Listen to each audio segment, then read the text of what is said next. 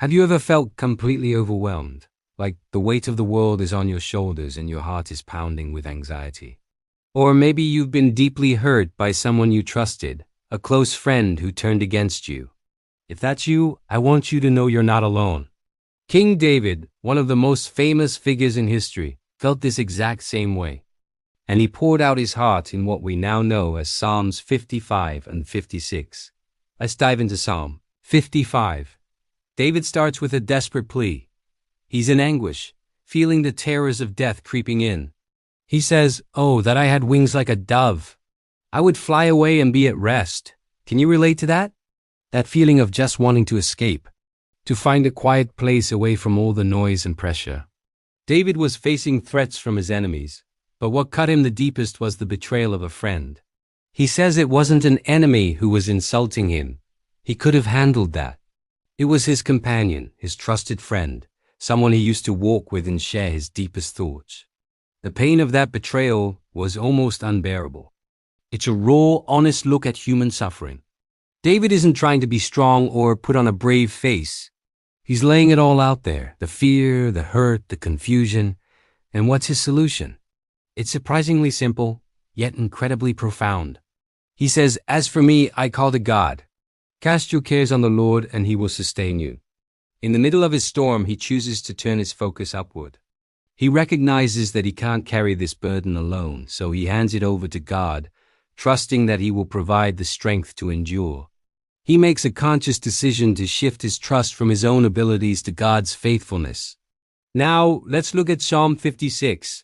The situation hasn't magically disappeared. David is still in danger, surrounded by people who want to harm him. He describes them as twisting his words and constantly plotting his ruin.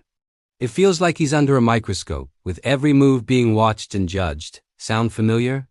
In our age of social media and constant scrutiny, it's easy to feel like we're always being watched, our words taken out of context. But notice the shift in David's tone. Right in the middle of describing his fears, he makes a powerful declaration.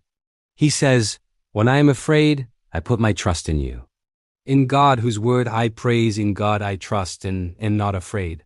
What can mere mortals do to me?" He repeats this refrain like a personal mantra.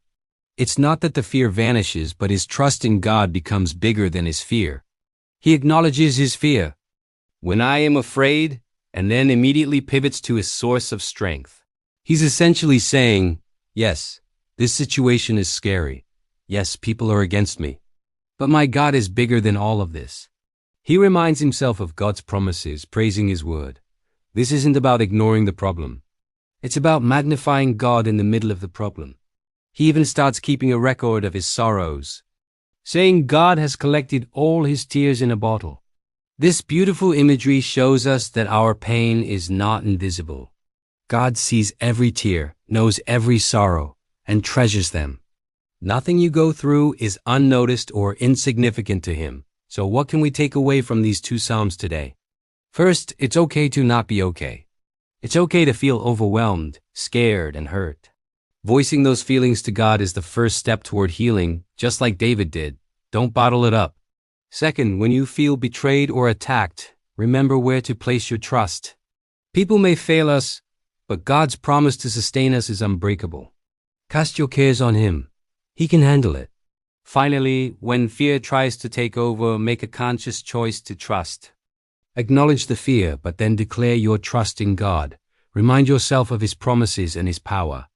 Your feelings are valid, but they don't have to have the final say. Let your trust in God be the anchor that holds you steady in the storm. What can mere mortals do to you when the creator of the universe is on your side? Thanks so much for watching. If this resonated with you, hit that like button and subscribe for more encouragement. See you next time.